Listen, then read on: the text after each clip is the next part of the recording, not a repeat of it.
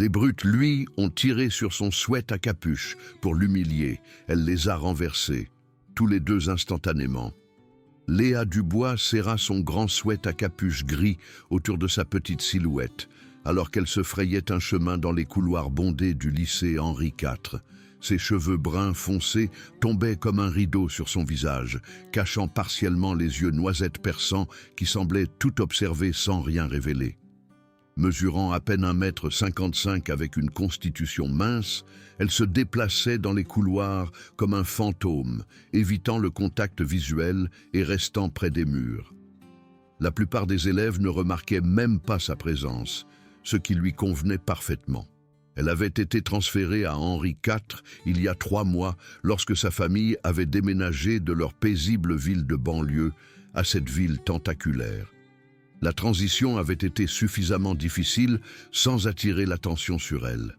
Son ancienne école était plus petite, plus intime, où être la fille discrète était juste un autre trait de personnalité plutôt qu'une cible peinte sur son dos. Le soleil matinal traversait les hautes fenêtres du couloir principal alors que Léa se dirigeait vers son casier. Elle gardait la tête baissée, concentrée sur les carreaux de linoléum éraflés sous ses baskets usées. Les bruits familiers des conversations d'adolescents, des casiers qui claquent et des baskets qui grincent créaient une cacophonie qu'elle avait appris à ignorer. Tout ce qu'elle voulait, c'était passer une autre journée sans incident. « Tiens, regardez qui nous fait l'honneur de sa présence. » Une voix perça le bruit matinal comme un couteau. L'estomac de Léa se noua. Elle n'avait pas besoin de lever les yeux pour savoir qui parlait. Maxime Leclerc, le roi autoproclamé de la hiérarchie sociale du lycée Henri IV, se tenait là, bloquant son chemin vers son casier. Dépassant largement les 1,85 m, avec de larges épaules acquises, grâce à des années de rugby au lycée, Maxime attirait l'attention partout où il allait. Ses cheveux blonds parfaitement coiffés et ses vêtements de marque indiquaient qu'il n'avait jamais manqué de rien dans sa vie. À ses côtés se trouvaient ses 2 compagnons constants, Théo Moreau, presque aussi grand que Maxime, mais plus longiligne, avec un sourire cruel qui ne semblait jamais quitter son visage, et Chloé Garnier, une fille dont la beauté n'avait d'égal que sa langue acérée. Ensemble, ils formaient le trio le plus redouté d'Henri IV, et pour des raisons que Léa ne pouvait pas comprendre, ils avaient décidé de faire d'elle leur cible principale. « Je te parle, la fille au sweat », continua Maxime, sa voix portant ce ton particulier de fausse amabilité qui donnait la chair de poule à Léa. « Tu ne penses pas que c'est impoli d'ignorer quelqu'un quand il essaie d'être gentil ?» Léa leva finalement les yeux, ses yeux noisettes croisant les yeux bleus de Maxime juste un instant avant de détourner à nouveau le regard. « J'essaie juste d'aller à mon casier », dit-elle doucement, sa voix à peine audible. Théo éclata de rire, un son dur qui fit se retourner d'autres élèves pour regarder. « Vous avez entendu ça ? Elle a vraiment parlé. Je commençais à croire qu'elle était muette. » « Peut-être qu'elle a juste honte de sa voix, » ajouta Chloé, ses ongles parfaitement manucurés cliquant contre l'écran de son téléphone alors qu'elle enregistrait l'interaction. « Je veux dire, si je ressemblais à ça, je ne voudrais probablement jamais parler non plus. » Les mots la piquèrent, mais Léa avait appris à garder une expression neutre. Elle avait déjà eu affaire à des brutes, mais jamais d'aussi persistantes. Dans son ancienne école, les ignorés avaient fini par fonctionner. Ils s'étaient ennuyés et étaient passés à des cibles plus faciles. Mais Maxime et ses amis semblaient considérer son silence comme un défi plutôt qu'un moyen de dissuasion. « Tu sais quel est ton problème ?» dit Maxime, se rapprochant jusqu'à ce que Léa puisse sentir son eau de Cologne coûteuse. « Tu penses que tu es trop bien pour nous. Te promener ici comme si tu étais meilleur que tout le monde, juste parce que tu restes dans ton coin. » « Je ne pense pas ça, » répondit Léa, sa voix toujours douce, mais avec une légère pointe qu'elle espérait qu'il ne remarquerait pas. « Oh, alors elle a des opinions, » dit Théo, tournant autour d'elle comme un prédateur. « Dis-nous, la fille au sweat, à quoi tu penses? Quand tu es assise toute seule au déjeuner, qu'est-ce qui se passe dans cette petite tête bizarre ?» Les mains de Léa se serrèrent en poing à l'intérieur de la poche de son sweat à capuche. Si seulement il savait à quoi elle pensait vraiment. Si seulement il connaissait les heures qu'elle passait dans son garage chaque soir, à pratiquer l'art qui avait consumé sa vie depuis qu'elle avait 7 ans. Si seulement il connaissait la ceinture noire qu'elle avait obtenue l'année dernière, ou le championnat régional qu'elle avait remporté quelques semaines avant de déménager ici. Mais il ne pouvait pas savoir. Ses parents lui avaient fait promettre de garder secrète sa formation en arts martiaux après l'incident de son ancienne école.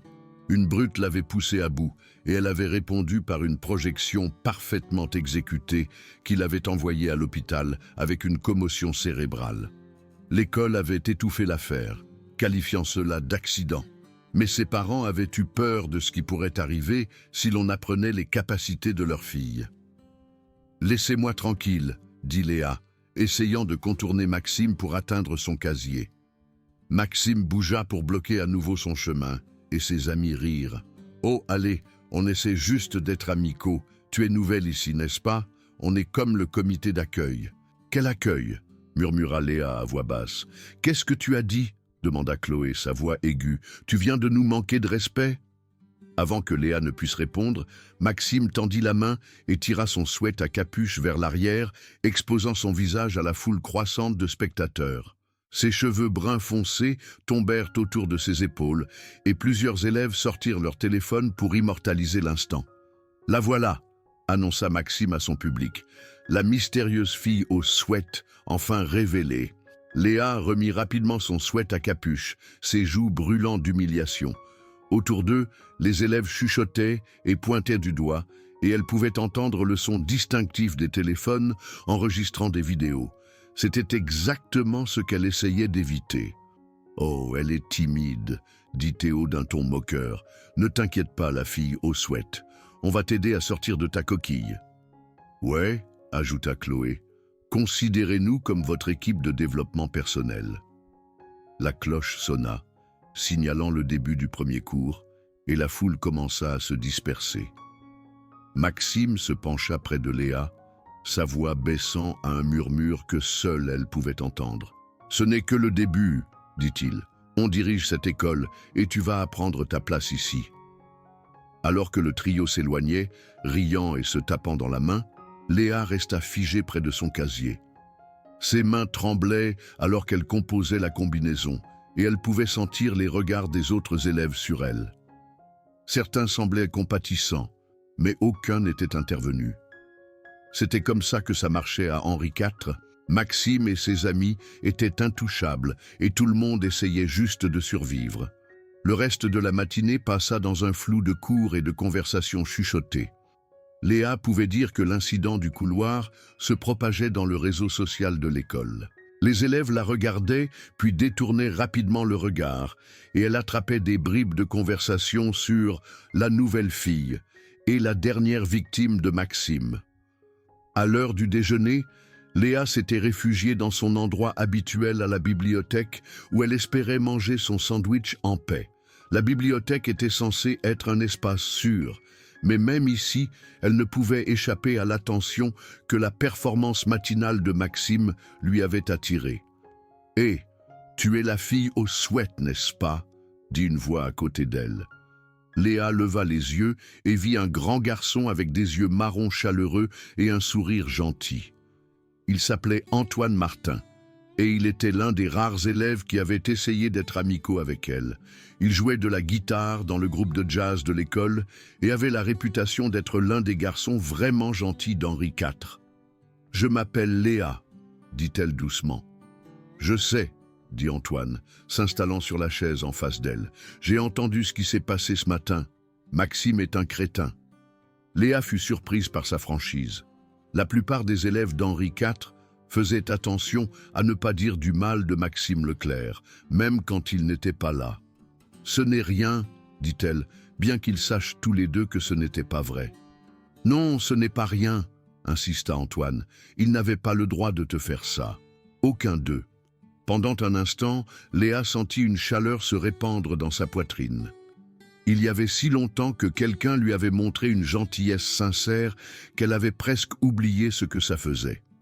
L'inquiétude d'Antoine semblait réelle, pas comme la sympathie de façade qu'elle recevait parfois des professeurs qui voyaient le harcèlement, mais ne faisaient rien de significatif pour l'arrêter. « Merci, dit-elle, le pensant vraiment. Écoute, je sais qu'on ne se connaît pas très bien, mais si tu veux un jour t'asseoir avec moi et mes amis au déjeuner, tu es la bienvenue, proposa Antoine. On n'est pas les cool kids, mais on n'est pas des crétins non plus. Léa sentit des larmes lui monter aux yeux. C'est vraiment gentil de ta part. Pense-y, dit Antoine se levant. Et, ne laisse pas Maxime t'atteindre, il ne fait que parler. Alors qu'Antoine s'éloignait, Léa ressentit quelque chose qu'elle n'avait pas ressenti depuis des mois. L'espoir. Peut-être qu'Henri IV n'avait pas à être une prison. Peut-être qu'elle pourrait trouver sa place ici après tout. Cet espoir fut anéanti 20 minutes plus tard, lorsque Maxime et ses amis la coincèrent dans les rayonnages du fond de la bibliothèque. Ils avaient attendu que la bibliothécaire sorte pour sa pause, laissant l'espace sans surveillance. « Tu as vraiment cru pouvoir te cacher de nous ici ?» demanda Maxime, sa voix basse mais menaçante. « On t'a vu parler à Antoine Martin » dit Chloé, sa voix dégoulinant d'une fausse douceur. « Se faire des amis, on dirait. C'est une personne gentille, » dit Léa, essayant de garder sa voix stable. « Gentil ?» Théo éclata de rire. « C'est un loser comme toi, le couple parfait. » Maxime se rapprocha et Léa put sentir son cœur s'emballer. Chaque instinct qu'elle avait hurlait de se défendre, d'utiliser les compétences qui avaient été inculquées en elle grâce à des années d'entraînement. Mais elle ne pouvait pas. Elle avait fait une promesse. « Voilà le truc avec les amis, » dit Maxime, sa voix prenant un ton dangereux. « Quand tu es au bas de l'échelle comme toi, te faire des amis nous donne juste plus de moyens de te faire du mal. »« Qu'est-ce que tu veux dire ?» demanda Léa, bien qu'elle ait peur de le savoir déjà. « Je veux dire que ce gentil petit Antoine pourrait avoir des problèmes si tu n'apprends pas à rester à ta place, » répondit Maxime. « Peut-être que sa guitare se casse, peut-être que ses notes commencent à baisser parce que ses devoirs disparaissent, peut-être qu'il commence à subir le même traitement que toi. » La menace frappa Léa comme un coup physique. Elle avait appris à endurer le harcèlement dirigé contre elle, mais la pensée qu'Antoine souffre à cause de son association avec lui était insupportable. « Laissez-le tranquille, » dit-elle, sa voix plus forte qu'elle ne se sentait. « C'est à toi de voir, » dit Maxime avec un sourire cruel. « Reste loin de lui, ferme ta bouche, et peut-être qu'il n'arrivera rien à ton nouvel ami. »« Mais si tu ne le fais pas, » ajouta Chloé, « eh bien, disons qu'Antoine va passer une fin d'année scolaire très désagréable. » Alors que le trio la laissait seule dans les rayonnages, Léa s'affaissa sur une chaise à proximité. Elle se sentait piégée, plus que jamais auparavant. Elle pouvait gérer le harcèlement, mais elle ne pouvait pas supporter l'idée qu'Antoine soit blessé à cause d'elle. Elle devrait prendre ses distances avec lui, ce qui signifiait renoncer au seul rayon d'espoir qu'elle avait trouvé dans cet endroit. Les semaines suivantes tombèrent dans un schéma déprimant. Chaque jour apportait de nouvelles humiliations, de nouvelles façons pour Maxime et ses amis de lui rappeler sa place dans la hiérarchie sociale de l'école. Il faisait tomber des livres de ses mains dans les couloirs, faisait des commentaires bruyants sur son apparence quand elle passait, et publiait des choses subtiles mais cruelles à son sujet sur les réseaux sociaux. Le pire était de regarder l'expression confuse et blessée d'Antoine quand elle commença à l'éviter. Il avait essayé de l'approcher à plusieurs reprises, mais elle avait trouvé des excuses et s'était éloignée. Elle pouvait voir qu'il se demandait ce qu'il avait fait de mal, et cela lui brisait le cœur de blesser quelqu'un qui lui avait montré de la gentillesse. Un après-midi de fin octobre, Léa traversait la cour de l'école quand elle vit Antoine assis seul sur un banc, grattant sa guitare. Il avait l'air triste, et elle réalisa avec un pincement qu'elle était peut-être la cause de sa mélancolie. Elle voulait aller vers lui expliquer pourquoi elle l'avait évité, mais elle savait qu'elle ne pouvait pas risquer la colère de Maxime. « Scène touchante », dit une voix derrière elle. Léa se retourna et vit Chloé s'approcher, son sourire habituel fermement en place. Tu sais, j'ai presque pitié de lui. Il pensait vraiment que vous alliez être amis. Laissez-le tranquille, dit Léa doucement. Oh, on le laisse, répondit Chloé. Tant que tu restes une bonne fille et que tu restes loin de lui, mais tu sais quoi? Je pense qu'il commence à comprendre que tu l'évites exprès. Il n'est pas stupide. L'estomac de Léa se serra. Elle avait espéré qu'Antoine supposerait simplement qu'elle était naturellement asociale et passerait à autre chose. Mais Chloé avait raison. Antoine était trop perspicace pour être dupé longtemps. « Qu'est-ce que tu veux ?» demanda Léa. « Je veux que tu comprennes ta place, » dit Chloé, sa voix prenant un ton plus dur. « Tu n'es personne ici, tu es moins que personne. Et plus tôt tu l'accepteras, plus ta vie sera facile. »« Je ne dérange personne, » protesta Léa. « Ton existence nous dérange, » répondit froidement Chloé. « La façon dont tu te promènes ici, comme si tu avais un grand secret, comme si tu étais meilleur que tout le monde, c'est pathétique. »« Si seulement vous saviez, » pensa Léa, ses mains se serrant en poing. « Si seulement vous saviez de quoi je suis vraiment capable. » Mais elle ne dit rien, resta juste là et encaissa comme elle le faisait toujours. Chloé finit par s'ennuyer et s'éloigna, laissant Léa seule avec ses pensées et sa colère croissante. Ce soir-là, Léa passa 3 heures dans son garage, à travailler des formes et des combinaisons avec une intensité qui inquiéta sa mère. Elle attaqua le sac de frappe avec des coups de pied et des coups de poing qui auraient impressionné son ancien sensei, canalisant toute sa frustration et sa rage dans son entraînement. « Tu vas te blesser si tu continues comme ça, » dit sa mère depuis la porte. « Je vais bien, » répondit Léa sans arrêter son assaut sur le sac. « Non, tu ne vas pas bien, » dit fermement sa mère. « Tu es en colère et tu la laisses te consumer. Ce n'est pas ce que les arts martiaux sont censés t'enseigner. » Léa finit par s'arrêter, respirant fortement. « Quel est l'intérêt de tout cet entraînement si je ne peux pas l'utiliser ?»« L'intérêt est la maîtrise de soi, » répondit sa mère. « L'intérêt est de savoir que tu as le pouvoir de te défendre sans avoir besoin de le prouver à tout le monde autour de toi. »« Mais ils font de ma vie un enfer, » dit Léa, sa voix se brisant. « Chaque jour, ils trouvent de nouvelles façons de m'humilier. Et maintenant, ils menacent Antoine juste parce qu'il a essayé d'être gentil avec moi. » L'expression de sa mère s'adoucit. « Je sais que c'est dur, ma chérie, mais tu as fait une promesse, et les promesses comptent. Il doit y avoir une autre solution. »« Comme quoi ?» demanda Léa avec amertume. « Le dire au professeur ? Ils s'en fichent, ils voient ce qui se passe et ils ne font rien parce que la famille de Maxime fait des dons à l'école. »« Alors tu trouves une autre solution, » dit sa mère. « Mais tu ne romps pas ta promesse à moins que tu n'y sois absolument obligé. »« Quand est-ce que ce serait le cas ?» demanda Léa. « Quand est-ce qu'il est permis de se défendre ?» Sa mère resta silencieuse pendant un long moment. « Quand quelqu'un à qui tu tiens est en danger immédiat, quand s'éloigner n'est plus une option, quand ne rien faire causerait plus de mal que de se défendre. » Ces mots allaient s'avérer prophétiques. Le point de rupture survint par un froid matin de novembre, alors que Léa se rendait à l'école. Elle avait emprunté un itinéraire différent pour éviter Maxime et ses amis, mais apparemment, ils avaient anticipé cette stratégie.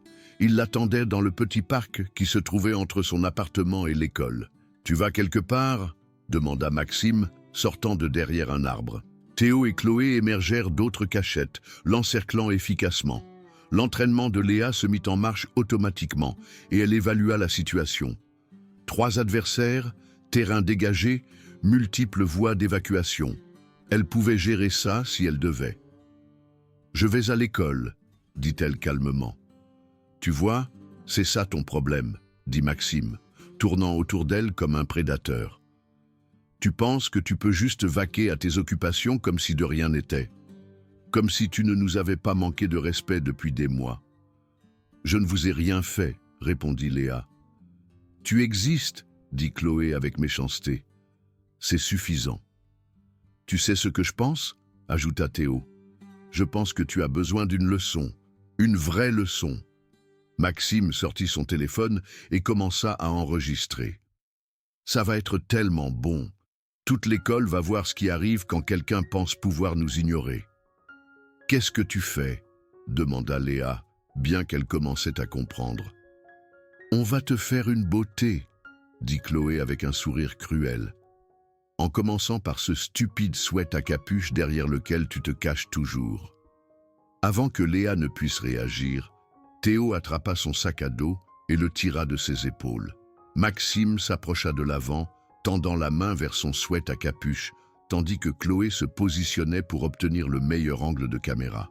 « Arrêtez », dit Léa, mais sa voix se perdit dans leur rire. Les mains de Maxime agrippèrent les côtés de son sweat à capuche et tirèrent fort, essayant de le faire passer par-dessus sa tête. Le tissu s'étira et se déchira, et Léa sentit une vague de panique. Il ne s'agissait plus seulement d'humiliation, il s'agissait de violation, de supprimer la dernière barrière qu'elle avait entre elle et le monde. « S'il vous plaît, arrêtez », dit-elle plus fort cette fois. « Oh, maintenant elle supplie », rit Théo. « C'est parfait ».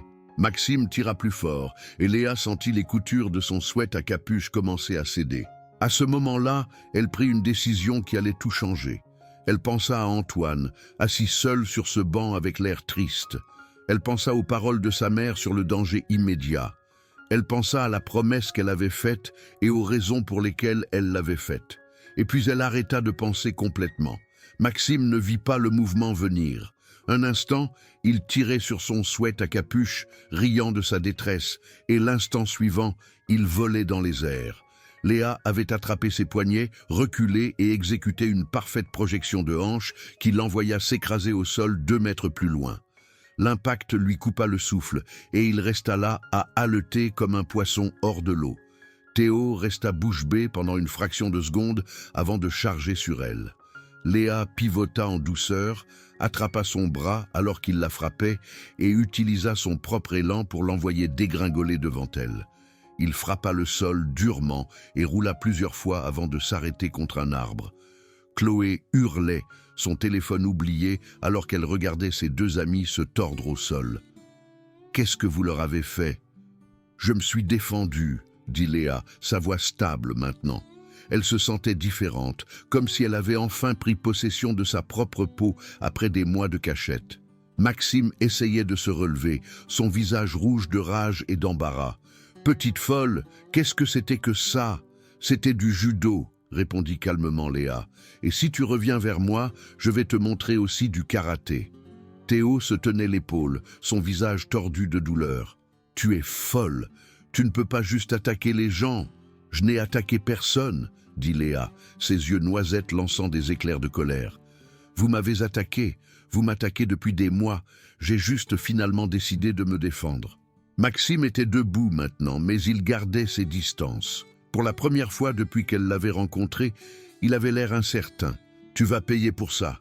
Quand on arrivera à l'école, tout le monde saura ce que tu as fait. »« Bien, » dit Léa. « Peut-être qu'il devrait savoir, peut-être que tout le monde devrait savoir ce que vous 3 me faites. » Elle regarda Chloé, qui tenait toujours son téléphone. « Tu as tout enregistré ? Assure-toi de poster tout, pas seulement la partie où je me défends. Montre-leur ce que vous 3 étiez en train de me faire en premier. » Le visage de Chloé devint pâle. La vidéo qu'elle avait capturée montrerait en effet la tentative d'agression, et cela soulèverait des questions auxquelles elle ne voulait pas répondre. « Ce n'est pas fini, » grogna Maxime, mais sa voix manquait de sa confiance habituelle. « Si, c'est fini, » dit Léa fermement. « C'est fini parce que je ne vais plus vous laisser me faire du mal. Et si vous pensez même à vous en prendre à Antoine ou à qui que ce soit d'autre, je vais m'assurer que toute l'école sache exactement quel genre de personne vous êtes vraiment. » Alors que les 3 brutes s'éloignaient en boitant, Léa resta debout dans le parc, ressentant quelque chose qu'elle n'avait pas ressenti depuis des mois. La liberté. Le poids du secret et de la peur qui l'avait écrasé avait disparu, remplacé par un sentiment de pouvoir qui était presque enivrant. Elle arriva à l'école et constata que la nouvelle de l'incident du parc s'était déjà répandue. Les élèves se regroupaient en petits groupes, chuchotant et la regardant avec un mélange d'admiration et de peur. Certains avaient vu la vidéo de Chloé, qui avait en effet capturé toute la rencontre, y compris l'agression de Maxime sur son sweat à capuche. « Léa !» Antoine apparut à ses côtés, son visage rempli d'inquiétude. « Tu vas bien ? J'ai entendu ce qui s'est passé. » Je vais bien, dit-elle, et pour la première fois depuis des mois, elle le pensait vraiment. Je n'arrive pas à croire que tu as jeté Maxime Leclerc, dit Antoine, secouant la tête d'étonnement. Où as-tu appris à faire ça? Je m'entraîne aux arts martiaux depuis que j'ai 7 ans, admit Léa. Je ne l'ai jamais dit à personne. Pourquoi pas? Demanda Antoine. Léa le regarda, ce garçon gentil qui lui avait montré de l'amitié quand elle en avait le plus besoin. Parce que j'avais peur de ce qui arriverait si les gens le savaient. J'avais peur de blesser quelqu'un. Mais tu ne les as pas blessés, souligna Antoine. Je veux dire, pas vraiment. Tu les as juste empêchés de te faire du mal. Tout au long de la journée, Léa remarqua un changement radical dans la façon dont les gens la traitaient. Les élèves qui l'avaient précédemment ignorée hochaient maintenant respectueusement la tête lorsqu'elle passait. D'autres l'approchèrent pour lui offrir leur soutien, partageant leurs propres histoires de harcèlement par Maxime et ses amis. Maxime lui-même était visiblement absent de ses lieux de prédilection habituels. On disait qu'il était rentré chez lui plus tôt, prétendant être malade. Théo fut vu à l'infirmerie, favorisant toujours son épaule, tandis que Chloé était assise seule au déjeuner, son cercle habituel de suiveurs s'étant mystérieusement dispersé. Le vrai test arriva le lendemain. Léa se rendait à son casier quand elle vit Maxime s'approcher en sens inverse. Le couloir se tut alors que les autres élèves sentaient la confrontation potentielle. Le visage de Maxime était encore meurtri par son impact avec le sol et sa fanfaronnade habituelle était visiblement absente. Alors qu'il se rapprochait, Léa se prépara à un autre combat. Mais alors que Maxime l'atteignait, quelque chose d'inattendu se produisit. Il s'écarta, ses yeux ne rencontrant jamais les siens, et continua à marcher. Le geste subtil envoya un message clair à tous ceux qui regardaient. La dynamique du pouvoir avait changé. « Maxime Leclerc vient de reculer ?» chuchota un élève derrière elle. « Putain de merde !» répondit un autre. Le monde a officiellement pris fin. Au déjeuner, Léa accepta finalement l'invitation d'Antoine à s'asseoir avec ses amis. C'était un groupe diversifié d'artistes, de musiciens et d'étudiants surdoués qui avaient formé leur propre communauté soudée en dehors de la hiérarchie sociale traditionnelle de l'école. Ils l'accueillirent chaleureusement et pour la première fois depuis son arrivée à Henri IV, Léa eut l'impression d'appartenir à un endroit. « Alors, tu es comme un ninja secret ?» demanda Camille, une fille aux cheveux violets qui rédigeait le journal de l'école. « Pas exactement, » rit Léa, « plutôt comme une personne très bien entraînée qui a finalement en eu marre de se faire bousculer. »« Eh bien, tu as certainement fait une impression, » dit Marc, un garçon calme, qui était apparemment une sorte de génie des mathématiques. Maxime s'est caché à la bibliothèque toute la journée, et je ne l'ai jamais vu lire un livre de sa vie. « Je ne veux pas être une brute, » dit Léa sérieusement. « Je veux juste qu'on me laisse tranquille pour vivre ma vie. »« C'est tout ce que nous voulons tous, » dit Antoine, sa main touchant brièvement la sienne. « Et maintenant, peut-être que nous le pouvons. » 2 semaines plus tard, Léa fut surprise de trouver Maxime qui l'attendait près de son casier après l'école. Il était seul, ce qui était inhabituel, et son arrogance typique était nulle part en vue. « Je peux te parler ?» demanda-t-il doucement. Léa se tendit, prête à tout, mais la posture de Maxime n'était pas menaçante. « Qu'est-ce que tu veux ?»« Je veux m'excuser, » dit-il, les mots semblant lui faire mal. « Ce qu'on t'a fait était mal.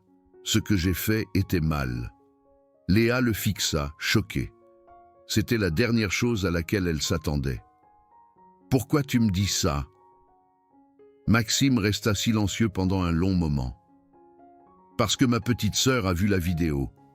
Elle m'a demandé pourquoi j'étais si méchant avec toi et je n'ai pas pu lui donner une réponse qui ne me fasse pas passer pour un monstre. »« Tu étais un monstre, » dit Léa sans détour. « Je sais, » répondit Maxime, sa voix à peine audible. « Je sais, et je suis désolé. Je ne peux pas revenir sur ce que j'ai fait, mais je peux promettre que cela ne se reproduira plus. » Léa étudia son visage, à la recherche de signes de tromperie. Mais le regret de Maxime semblait sincère, et elle se souvint des paroles de sa mère sur la maîtrise de soi et le fait de savoir quand se battre. « Excuse acceptée, dit-elle finalement. Mais si tu reviens un jour vers moi ou mes amis, je ne serai pas aussi retenu la prochaine fois. » Maxime hocha la tête. « Je comprends. Et pour ce que ça vaut, je suis contente que tu te sois enfin défendu. Quelqu'un devait me remettre à ma place. » Alors qu'il s'éloignait, Léa réfléchit à tout ce qui avait changé. Elle n'était plus la fille calme et effrayée qui avait été transférée à Henri IV il y a 5 mois. Elle avait trouvé sa voie, sa force et surtout sa place dans le monde. La transformation ne concernait pas seulement sa capacité à se défendre physiquement. Il s'agissait de la confiance qui venait du fait de savoir qu'elle n'avait pas à accepter les mauvais traitements de qui que ce soit. Elle avait appris que parfois, la seule façon d'arrêter une brute était de lui montrer que vous n'alliez plus être sa victime. Antoine apparut à côté d'elle, son étui de guitare en bandoulière. « Prête à partir ? » « Où est-ce qu'on va ?» demanda Léa. « Répétition du groupe de jazz, » dit-il avec un sourire. « J'ai parlé à Monsieur Durand et il a dit qu'il pourrait avoir besoin de quelqu'un pour aider à la chorégraphie de leur performance. Apparemment, les arts martiaux et la musique ont plus en commun que tu ne le penses. » Léa rit, se sentant plus légère qu'elle ne l'avait été depuis des années.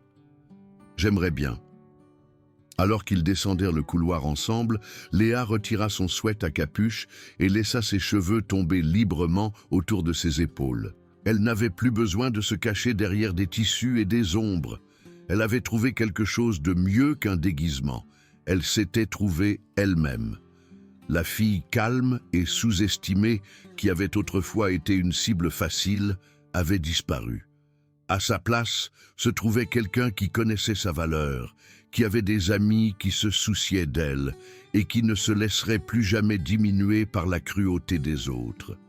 Henri IV lui avait enseigné beaucoup de choses. Mais la leçon la plus importante était peut-être celle-ci. Parfois, la seule façon de trouver la paix est d'arrêter de fuir le combat et de commencer à défendre ce qui est juste. Et parfois, la personne que vous sauvez en vous levant n'est pas seulement vous-même, mais tous ceux qui viennent après vous.